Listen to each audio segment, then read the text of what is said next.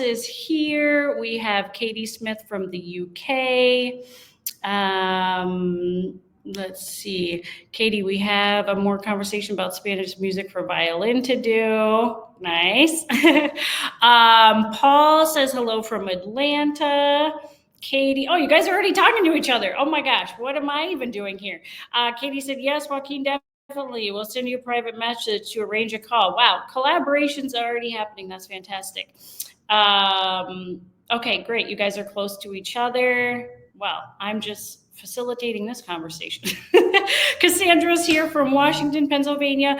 Also say what your role is. Are you a conductor? Are you a musician? Are you a programmer? Are you a composer? Yeah. Also tell me what your role is in the classical music scene. I would love to know. Eldar's here. He said hi from Seattle. Oh my gosh, so many people. That's fantastic. Jeffrey, looking forward. Hi, Jeffrey. Nice to see you. Simone is here from Italy. Very nice. Love it. Let's see. And also Libby is here from Houston. Let's see, Gabriel, he's here from Utah. Paolo is here from Brazil. My goodness, yay, Leo. And again, if you're watching the replay, you can comment as well, and I will interact with you later after the live. So Paul says he's a conductor, flautist, orchestrator, chamber music organization board president. Very cool. Jeremy is a conductor and run meta ads for orchestras. Oh, interesting. Here from sunny Colorado. Oh, I love that. I was born in Denver, Colorado, actually. Oh, I love Colorado. I got to go out there again. Eldar is a composer. So cool. Cassandra, Washington Symphony Orchestra general manager, our only employee. Oh my gosh, right? Your only employee, you're running the whole show. That's amazing. I'm just going to share our live, if I can, to the group here. Oh, good. Yep. I see us live, and I'm going to share to, I can share to my story. Well, that's good. I'll share that, and I'll also share to our group so people can join there. I can see it. Let's see. Bear with me here. Who else? Let's see. Christopher, hi from Macomb. I'm a composer. Very nice. Love it. And then we'll also go to the Conductors of Facebook group. Okay. Let's see. Jeffrey, where is everyone commenting? I only see my own. I don't know. So this is a new kind of stream for me, but it depends on where you are streaming from. So some people are in StreamYard. Some people may be on our website, maybe on Facebook. Yeah, I'm sorry, I don't really know because they all show up for me here, but I'm putting all the comments here so you can see them. Katie Smith is a violinist. Gabriel Gordon is a conductor and violinist. Joaquin, a conductor and ensembles teacher. Love it. And Simone is a conductor and ensemble teacher. Oh, very nice. Cool. I love it. Yay. Well, welcome everyone. Let's see here. So, we already did this one. You guys were so fast to jump in and comment. So you already joined me. And if you're watching the replay, you can tell us your role as well. Just a couple,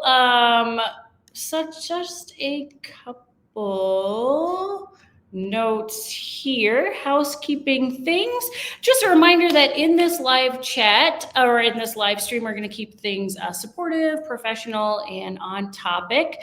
And so these are the things that we're going to be covering today. We're going to be covering the trends in classical music programming that we are seeing right now, and then also some opportunities for unique collaborations and also social media and some of those ways that you can increase your visibility, reach new audiences, and all of those. So throughout this time, I'll probably I have some other people in my little green room or waiting room here, and I'm going to pull some of the other panelists onto the screen here in just a minute to talk as well.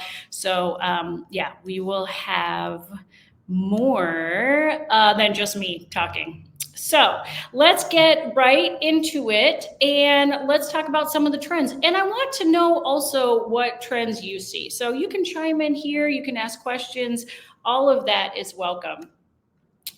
So right now, what we're seeing with trends in programming is seeing some of the like digital experiences, which I think started with COVID. You guys have seen that, right? And I want to know if you guys have ever used or you utilize digital experiences with and I'm not talking about like just online, but also in the actual concert hall, bringing more technology into the concert and into the programming. So there's like these mixed media digital experiences. I know that on our roster, Leonid, he does a really cool 4 seasons where he shows on the back, there's like a screen in the back. So it's a quartet. And then in the screen in the back is like really pretty imagery, and there's a video playing, and that's really popular. And he does that. I feel like he does it at least once a year. But then another thing that we're seeing too is commission. So like, I know a lot of you have, different composers, like what composers should we program? What sort of things should we do? And I think commissions is a big thing that, that we see as a trend right now. I'm actually going to introduce to you, just so he can kind of comment on the commissions piece, one of our newer composers, Christopher Schmitz. He's going to be announced officially this week, but I wanted to bring him on the screen, and he can tell us about a newer commission that he did that I think is really relevant here. So Christopher, hi, hello. Hello, can you hear me? Yeah, we can hear you. All right. It's so good to be here. I'm honored to be joining the roster. Looking forward to getting to meet everybody and all that. I've got several different pieces coming up. Is there a particular one that you wanted me to talk about today, or? Yeah, maybe just an orchestra or someone that commissioned you for a piece for them to do a premiere. I know that kind of these world premieres are really new. So I don't know. Yeah, just maybe pick one and tell us a little bit about it. Great. I just recently wrote a piece for one of my colleagues, Amy Schwartz-Moretti, who is a fantastic violinist. She plays in the James Ennis Quartet and tours as a soloist and as a teacher and everything else. She and I collaborated on a work that we recorded recently with the London Symphony Orchestra, and it was just a phenomenal experience. Just got done getting the work published, and it's out there now, available through Presser. So we're kind of going through all this process of just getting that piece out into the world and trying to introduce it to people. We had another follow-up performance of it just recently. So that's probably the most recent one I've done, and just continuing to kind of keep working. Awesome. That is fantastic. I really enjoy your music, and I think it's really really profound, and so happy to have you be joining the roster, and look forward to announcing you this week. Thank you so much for sharing, Christopher. Thank you. All right. So then let's see. Another one. Oh, I'm going to go back to the comments here. I think we missed a couple here. Oh, Gregory just was sharing that he's a conductor and an arts marketer. Oh, very nice. Very cool.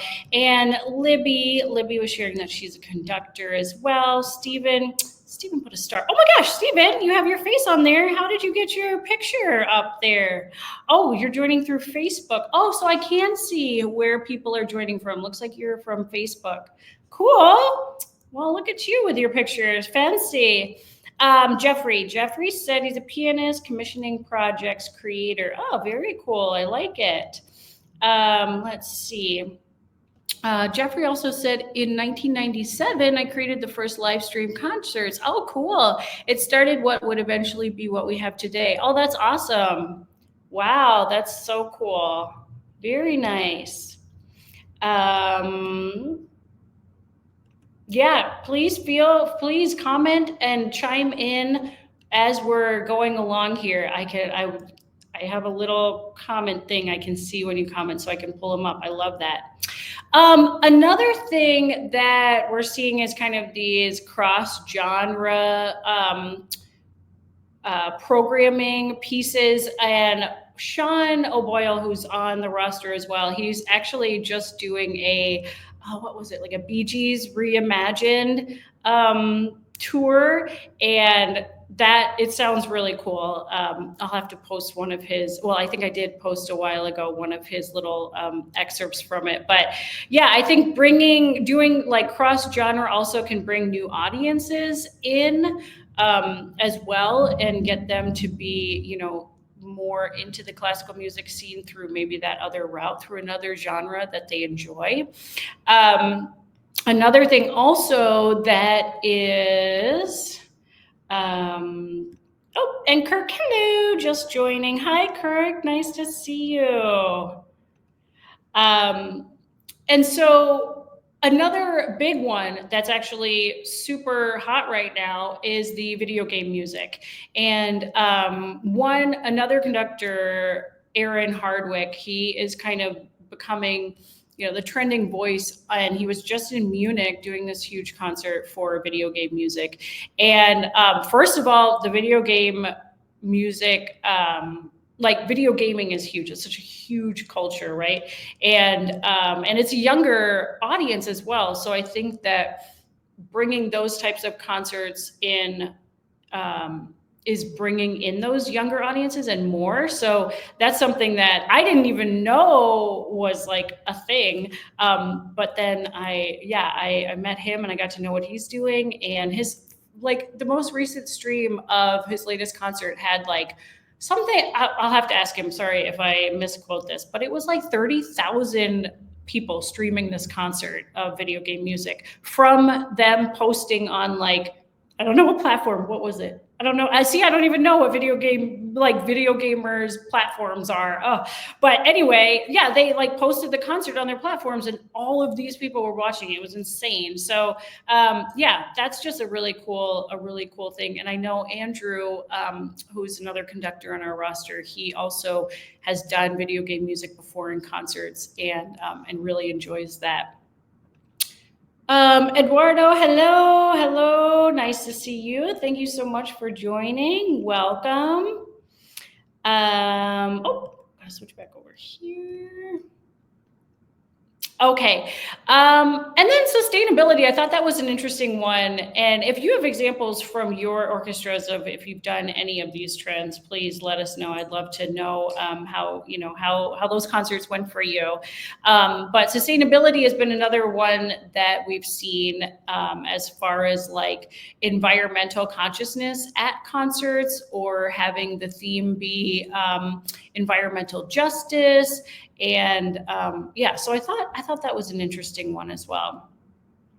Moving right along here. Oh, so some of the other things as well that we've been seeing are shorter programs. And I know sometimes maybe people have all sorts of comments or ideas about that, but shorter programs that are like maybe 60 to 70 minutes long, where people are just maybe those that aren't used to sitting for so long can kind of come experience a concert and not get like too burnt out by the 2-hour concert. So it's like a shorter one with no intermission. So I thought that was an interesting trend as well. And then also having Q&As and some talks. And I actually am going to bring Katie Smith, who is a violinist, on, and she's done a talk, and she has like Q&As, or excuse me, she has a talk that she does with her, with one of her performances. Anyway, she can explain it way better than me and why she does the talk. But let me bring Katie on to our stage here. Hi, Katie. How are you? Hi. Yeah, I'm good, thanks. You? Good. I love your top. It's so fun. Thank you. My mum made it. Oh, nice.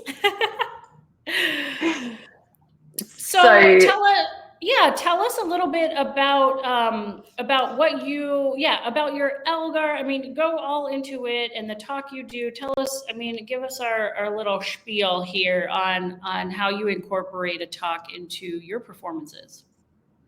Okay, so I have a bit of a special project that I do, or I'm doing, which is performing Elgar with Elgar's own bow. The bow was given to him for his 21st birthday, and he basically composed nearly all of his stuff with it. So I will go and kind of explain a bit about the bow, how I came about it, and all of this to the concert goers before I play, and I'll incorporate things about the pieces I'm playing, because I use his bow for recitals as well when I do his sonata, and I like to link all the program up together, so I can talk about that during the concert as well.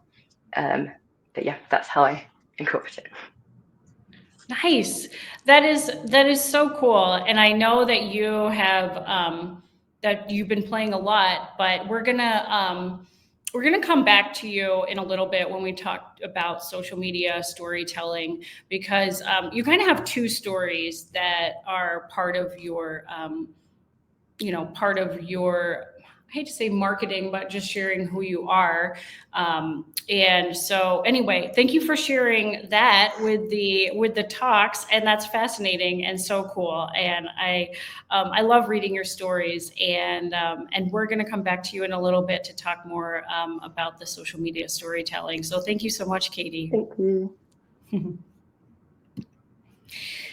All righty, here. Let's see. Oh, I think Joaquin is going to share. Oh, cut off my head. That's just fine. Joaquin said, I created a special concert with Spanish composer of the 19th century with music for string orchestra. In the concert around the public, I have a painter, oh my gosh, creating a very nice picture during the time of the music. Oh, that is so cool. Also, the project had a space concert in the walls with a tri-dimensional walls projecting ancient image and films from the beginning of the century. The people can come in and go out in the concert. What? That sounds so cool. Oh, I wonder if you have some video of that. Thank you for sharing, Joaquin. That sounds so awesome. I love it. Nice. Very cool. Let me go here.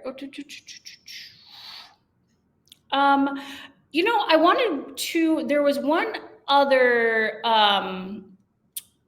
with the programming, and then we'll move on to the next section about collaborations. But Libby, who I'm going to bring onto the screen in just a second here, she actually did a really interesting concert recently for International Women's Day. But she has I'll just let her talk a little bit about the program that she just did. And then I would love to hear about what she's programming next, because I think Libby is one that is so intentional about programming, and not saying that other conductors are not, but I know that Libby really is very connected personally to each program, and the story of how she became a conductor is just fascinating, and I hope that she'll share that in a post one day. She was telling him it the other day. But please help me welcome Libby to the stage. And Libby, hi, how are you? Hi, how are you? Oh, nice to see you. Great to see you all. Well, I don't see you all. No, I know it's a strange setup here. So we were talking the other day, and you just did a really cool program. Would you mind telling us about that program? And well, then I also, actually did a really cool program for my November concert. It worked around a Veterans Day, and I also wanted to do a concert around homelessness. And I, for a few years, try to figure out how am I going to put the two together where it's going to be elegant and beautiful, and it's not like you're coming to cry about something. And I ended up curating a program and pulling pieces from different composers and writing narration, bringing in a choir, and basically creating a whole new piece from something that wasn't there. And I think the narration part took a long time just to figure out what is my storyline and what am I going to tell. And we've connected it to mental health. So my veteran, went to war, and we started the story from when he was young and how he started. Then he went to war, and we had music of war, and we had a choir that went in the background, and then at the end he became homeless. He returned, became homeless, and then he got helped. And I had a narrator, a singer, a tenor, and a choir. And I used a lot of the Peter Boyer pieces, but I also brought in some other pieces and had to write arrangements. I mean, it was quite crazy, but I think it was the first concert in many years where audience members came to me afterwards and said, wow, we've never felt so moved by music, orchestra, choir, and the story. And I think bringing a story is always wonderful. One of the pieces that started the whole production was a piece that I found on the internet by Laura McCall Turneau. It's called I'm Not Home. And she wrote a piece about a veteran homeless. And that's the one that gave me this whole idea. And so her video comes with images. And so our singers sang with those images, and our audience was able to see, going to war and all that kind of stuff. And it was amazing. It was amazing. Wow. Oh, that is fantastic. That's so great. See, and that's what I'm saying about like the thoughtfulness, but also how your programs have a theme. And one of the other trends also is focusing on the mental health. And so, yeah, you're so trendy. You're so trendy, Libby. Well, thank you so much for sharing. And we'll talk to you again in just a little bit. Thank you, Libby. Thank you. We had another person comment here, someone that is joining from LinkedIn. Sorry, I don't have a name here, but it says, since I created 31 commissioning projects for piano and orchestra since 2025, if you plan future synopsiums to discuss this as related to programming, social media group pages for each project, find raising to avoid buy-in from orchestras, how to create 50 state projects, relevant repertoire building, how to bring orchestras on board. Please let me know, we can do it with interaction to hear from guests. Oh, thank you. Thank you for that idea. Yes, that definitely sounds like something to ponder on. Very nice. Oh, since 2000, sorry. Oh, and it's Jeffrey. Perfect. Okay, Jeffrey, yes, since 2000. Very nice. Yeah, I know you are very active in the scene, so that is cool. Alrighty here. So now we're going to get into collaborations a little bit and talking about some of the unique collaborations that can happen. And I want to bring on another, let me see here. Nope, I'm gonna hide this one. I want to bring on Simone, who's actually from Italy. Simone has recently done a proposal for a masterclass, and I think this could be a really cool collaboration, in the right setting. So I'm going to bring him on just to share a little bit about that, for some food for thought. He also has an orchestra, and that is growing pretty quickly, and he would like in the future years to have some individuals come and play with his orchestra in Italy. So Simone, hello, welcome. Hello, everybody. Thanks. I'm honored to stay here. Yes. Simone, would you mind telling us a little bit about the masterclass proposal that you've been talking with some individuals about? Yeah, the masterclass is focusing for operas, Italian operas music, because when I was young in my wind band, the maestro sent a lot of music about operas and especially in Italian operas. And when I was in conservatory, I did my first opera with first trumpet in orchestras, and so I loved so much. This opera is Elisir d'Amore by Donizetti. So I started to increase in my love about Italian opera music in 2019. And I grew up my knowledge about the diction, Italian diction and phrasing, and the Italian tradition about Italian opera with, and I work a lot of with my maestros and Italian maestros. So I would to transmit and other people my knowledge of diction, of phrasing, of tradition, of recitativo about the opera. So I want to transmit everywhere and everybody. Very nice. Thank you. Thank you for so much for sharing. Yeah, that seems like such a interesting masterclass and concert to be doing. So, yeah, very nice to hear about it. We're going to bring you back in just a little bit, probably to also when we talk about social media. But thank you for sharing about that that opportunity for collaboration, Simone. Thank you. You too. All right. Well, we are here, and let me go back over here so we can tell.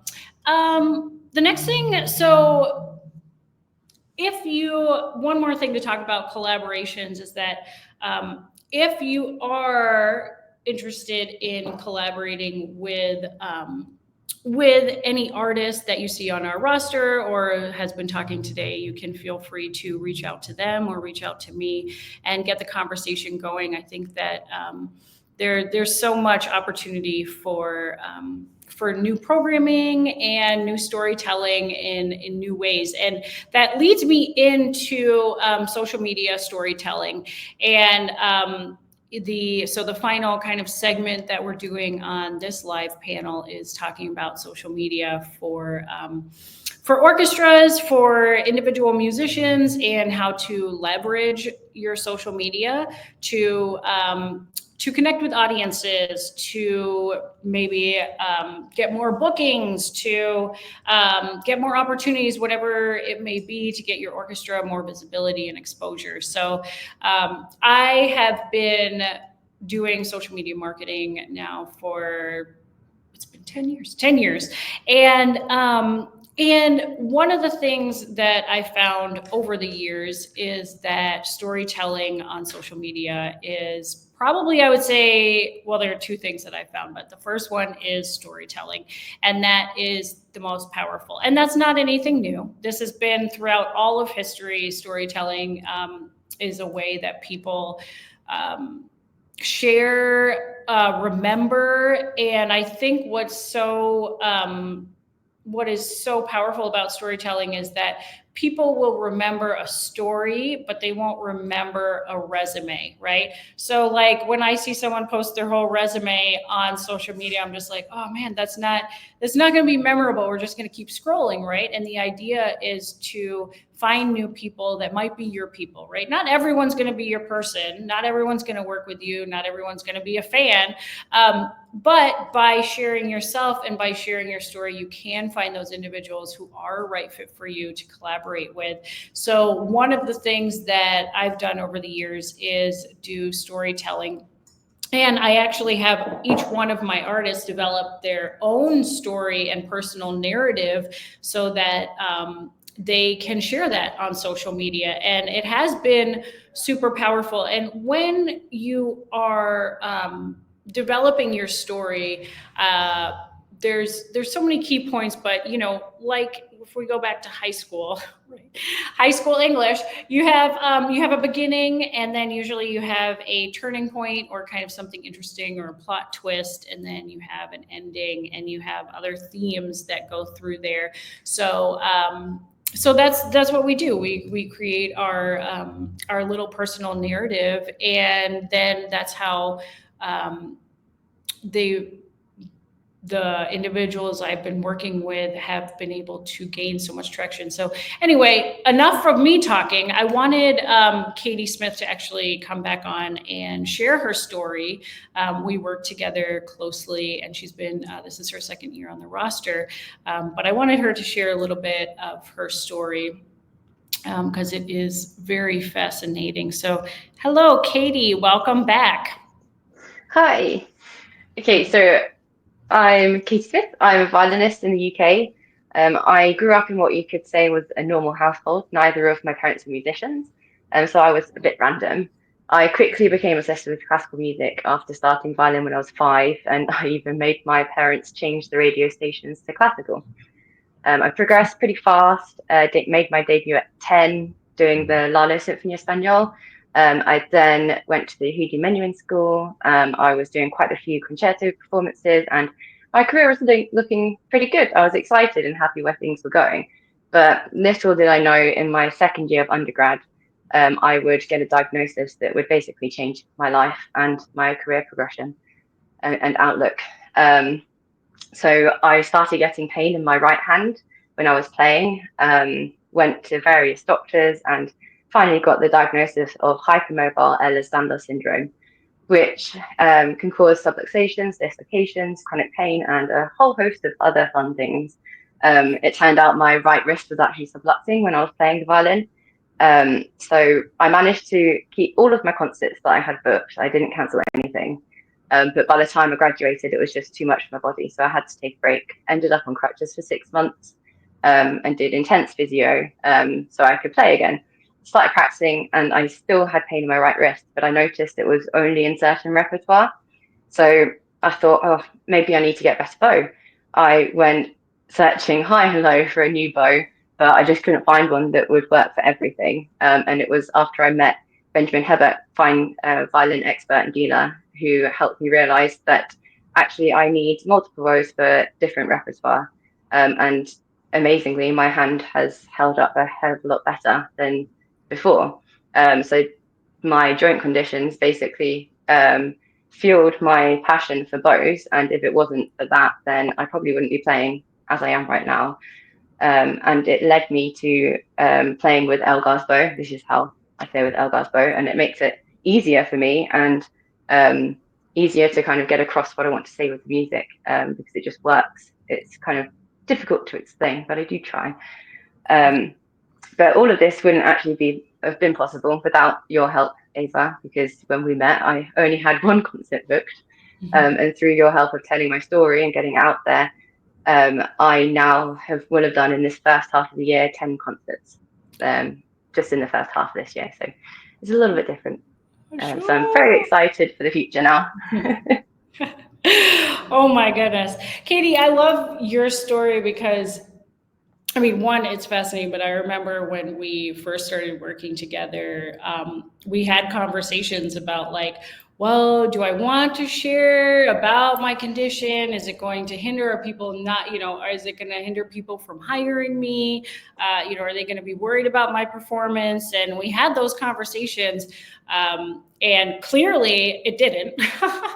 And so I think that you can't, of course, you're always in control of the story that you share, right? I never push anybody to share something they don't want to share, but you can go slowly and you can go in a way that feels good. And I just love where you've ended up now. And I'm so proud of you, Katie. You've done, it's amazing. It really, it's beautiful to see. And of course, you're a wonderful violinist. So thank you so much for sharing your story, Katie. Thank you for having me. All right. So let's see here. With sharing stories, I think that there are a few different ways that you can do it. You can write it out you can talk it out, right? So some, like Katie, who was just on here, she does, she's a big writer, and as am I. So I like put pen to paper and I write things out, and then it's kind of slowly gets crafted into your story, which can change over time, right? Like you don't have to be set in one story. But then other people, maybe writing is a little bit not as comfortable. And so I've gotten on Zoom calls with people to talk about their story just naturally, like in a conversation. And then I take the transcript from our call and develop it into a story for them. And I think that can be helpful and time saving if writing is kind of like, oh my gosh. And there are other ways you can tell your story. Another way that Gabriel Hollander, who he's on the roster, but he's not here today, I'm talking with him tomorrow.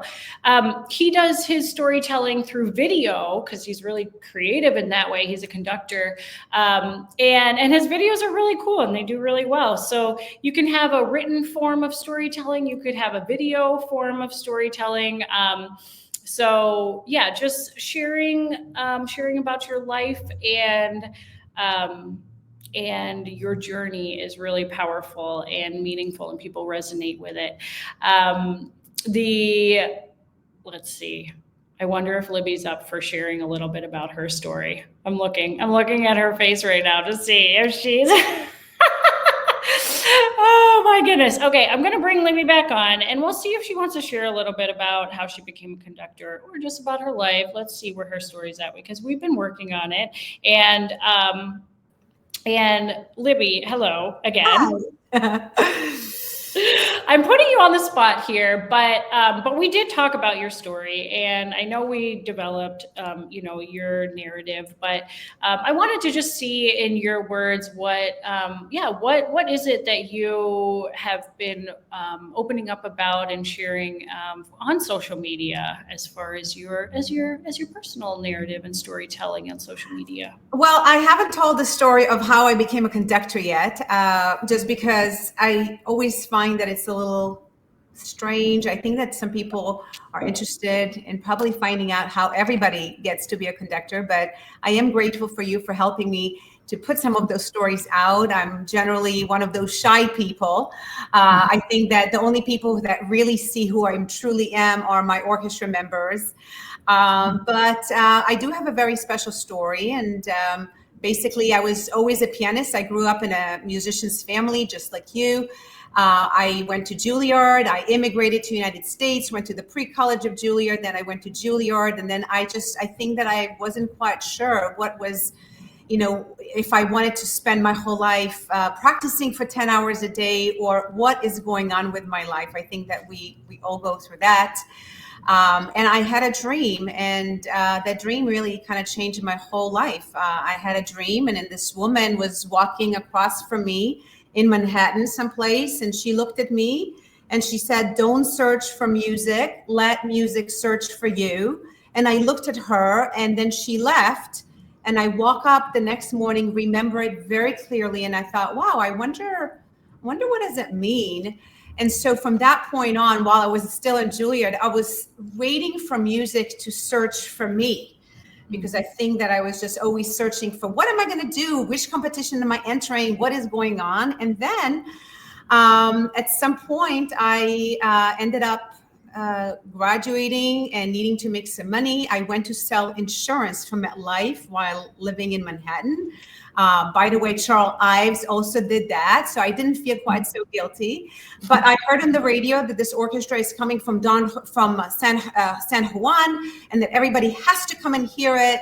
I came to Carnegie Hall late. I couldn't find parking, and I was told to go to the backstage and see if I can get a free ticket. And I entered. They let me in. I sat in the balcony, and something really out of my body, just something, an out-of-body experience happened to me. I felt like something was talking to me. I started hyperventilating, and I've never had a panic attack, or, it felt like something was happening to me. And I've heard many orchestras and have seen many concerts in my life, and certainly living in Manhattan, I've seen plenty, but something about this concert, something just clicked. And I just knew in that moment that I have to become a conductor.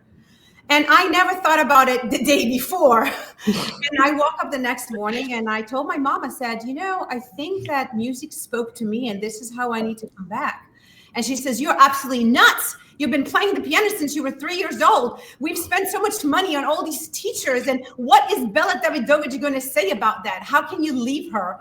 And, when I told Bella Davidovich that I'm going to become a conductor, she thought that I was a nut too. But it really grabbed me very strongly. And I thought about it. And here we are. I'm a conductor. I love that. Had to go back to school, and there's a lot more to that story, but I really do feel that I'm in the right place. While selling insurance, I also realized that I loved working with people. I was one of those pianists that was practicing 10 hours a day and was thinking which competition and what was coming next. And I was just very lonely in the practice room. And I think that we all kind of get used to it, but then I was exposed to being with people and I realized that I just really want to be with people. And I love working with my members, with any orchestras that come. I have an instant connection. I feel like I have a very easy going with people, and something that I never knew before that particular moment. That is insane. That's crazy. And you're heading to Brazil. Is it this year or next year? You're going to go. In 2 weeks, I have a concert with my orchestra. We're performing Mahler 5 and Mendelssohn Violin Concerto in one concert. The next morning, I'm flying to Brazil to conduct the Goiânia Symphony Orchestra in Ravel's Piano Concerto in G and Rachmaninoff Symphony No. 2. 5 days after my concert, and then 3 days later, there is going to be another concert there with Scheherazade and the Artunian Trumpet Concerto. So I have a lot of music stored in my head, and it's pretty insane. I did think that it would be nice to have a day to breathe after my Mahler concert. I am ending my 25th season with the orchestra that I founded, the Texas Medical Center Orchestra. So I had to end the season in a very monumental way, and I chose Mahler 5, and it's been challenging, but we're coming together, and it's going to be amazing. That's amazing. Wow. Well, thank you so much, Libby, for sharing your story. I love it. I always get goosebumps whenever I hear it, and it's so unique. And congratulations on all of your concerts. I hope you can get some sleep on the plane, and we'll see you soon on social media. All right. Thank you, Libby. Thank you all. All righty. So one of the last things that I'll talk about as far as social media goes is talking about Reels. And Reels are one of those things that I have used throughout the years. I mean, when they came out, right? We all have seen Reels; they're everywhere. And for the longest time, I just created different Reels. I created different content, and I was really just having fun and also experimenting to see what kind of content would resonate. So I think I enjoy doing social media because for me, it's a creative outlet. And I can be funny. I like to be funny. And I have these reels with my mom that I do that I'm annoyed how, my parents are classical musicians, and because that was my whole life growing up, is constantly hearing the violin and conducting and intense conversations about programming and music, all of that. So I like to use reels, and I found that reels that are funny are the ones that that people will share because they're funny, but then people reshare it and reshare it. So the reels that I still occasionally post, but I actually don't post them that often, they're still going and people are still sharing them. And that's how my different platforms have been able to reach specifically classical musicians and hold that those views, I guess, like it's fascinating that I thought maybe a reel would kind of stick around and then go away. But they are in it for the long haul. So reels are one of those things that if you're doing social media and you're wanting to get more visible, you're wanting to get more exposure to reach audiences or for more opportunities or, make a name for yourself. Because the cool thing is that you can really make yourself famous on social media, right?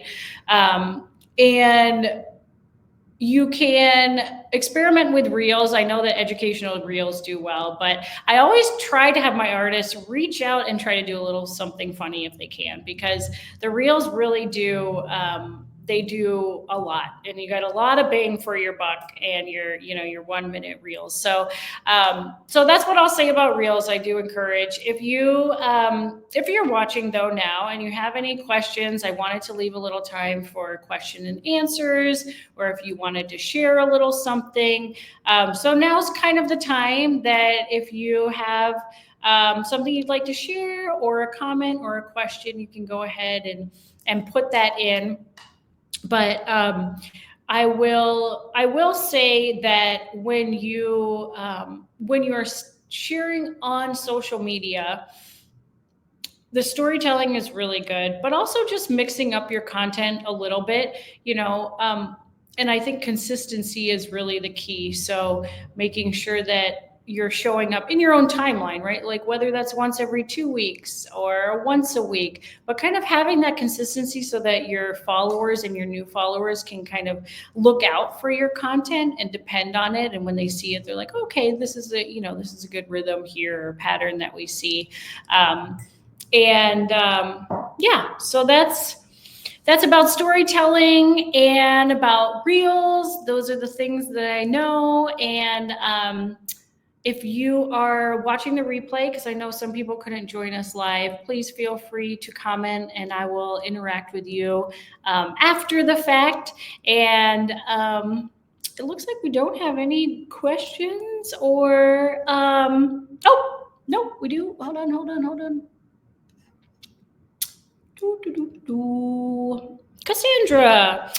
Cassandra says, one of my favorite things about my role is getting to work with not only our musicians and board, but also the public. I get to hear stories from all walks of life. And as someone who runs on social interactions, it's nice.